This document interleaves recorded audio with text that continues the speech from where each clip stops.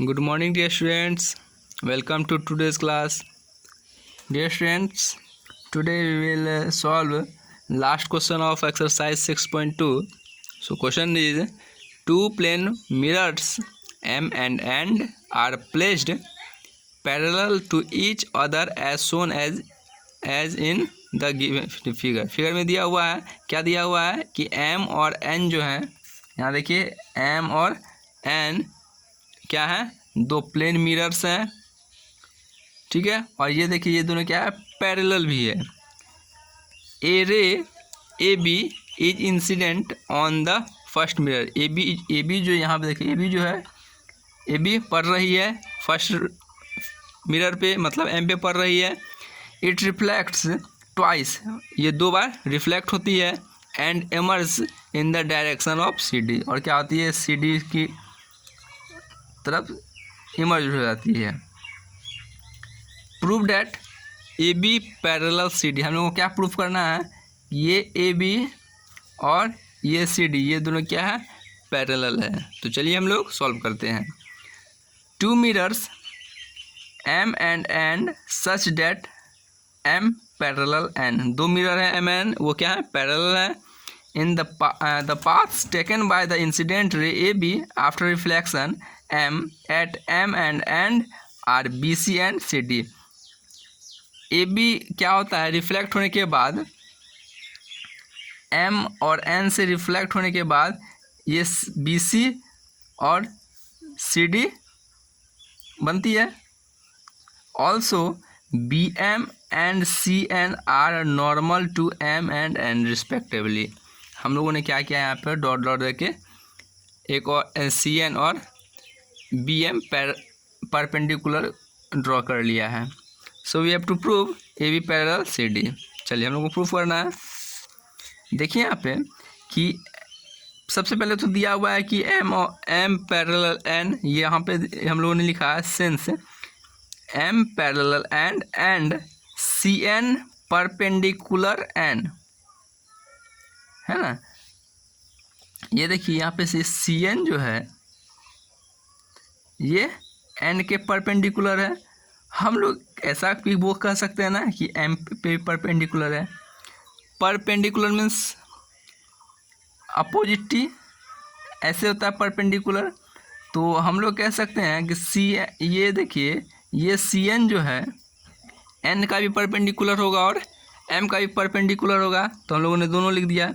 इसी मेथड से BM और CN भी परपेंडिकुलर होगा। अब देखिए अगर ये दोनों परपेंडिकुलर है तो इसका मतलब ये हुआ कि BM और CN क्या है, पैरेलल है। सो अब देखिए अगर BM CN पैरेलल है, मान लेते हैं ये हमारा आपका BM यहाँ पे है, BM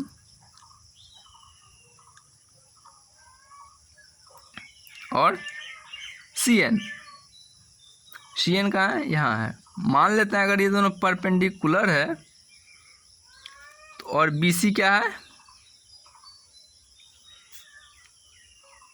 BM यहाँ पे, ये हम लोगों ने गलती कर दिया, BM ये हुआ, BM और CN ये परपेंडिकुलर है, तो ये BC क्या है, ट्रांसवर्सल हो गया। इसीलिए ये एंगल 2 और एंगल 3 क्या होगा, अल्टरनेट इंटीरियर एंगल के हिसाब से ये दोनों इक्वल होना चाहिए। तो यहाँ पे देखिए वही हम लोगों ने लिखा कि B angle 2 and angle 3 are equal according to alternate interior angle. लेकिन आप लोगों ने पिछले क्लास में पढ़ा होगा law of reflection. Law of reflection क्या होता है कि अगर किसी मिरर पर कोई लाइट पड़ती है, इसका जो एंगल होता है, दोनों एंगल इक्वल होते हैं। आप लोग इसको 10th क्लास में भी पढ़ेंगे और मेरे ख्याल से 8 में भी पढ़ चुके होंगे।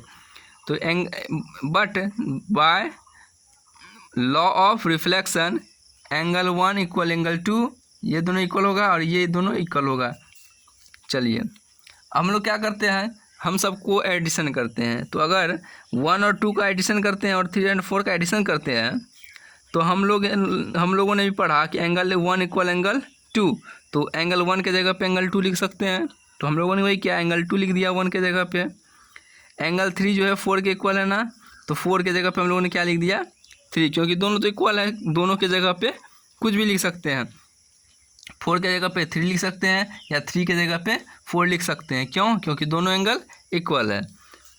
अब देखिए यहाँ पे 2 एंगल हो गया, 3 2 एंगल हो गया। या अगर हम इसको एक्सपेंड फॉर्म में लिखें तो इसमें 2 एंगल्स होंगे, 1 + b, और इसमें 3 + 4 होंगे। अब देखिए ये 1 + b, 1 यहाँ पे है और 2 यहाँ पे है, तो ये दोनों का एडिशन किया जाए तो ये टोटल एंगल क्या हो गया, ए बी और ये तो सी हो गया। तो एंगल ABC हम लोगों ने लिख दिया। 3 और 4, 3 और 4, तो 3 और 4 को अगर एडिशन किया जाए तो BCD हो जाएगा ना। इसका मतलब ये हुआ कि ये दोनों एंगल क्या होंगे, इक्वल होंगे। लेकिन these are alternate interior angles, ये सब क्या है, ये दोनों अल्टरनेट इंटीरियर एंगल हैं formed when lines AB and CD are cut by the transversal BC। ये दोनों कब इक्वल होंगे, जब AB और CD लाइन BC द्वारा ट्रांसवर्सल होंगे, इसलिए AB और CD क्या होंगे, पैरेलल होंगे। ओके, तो आप इसे नोट करेंगे और कल हम लोग नया चैप्टर स्टार्ट करेंगे। Okay, thank you and have a nice day.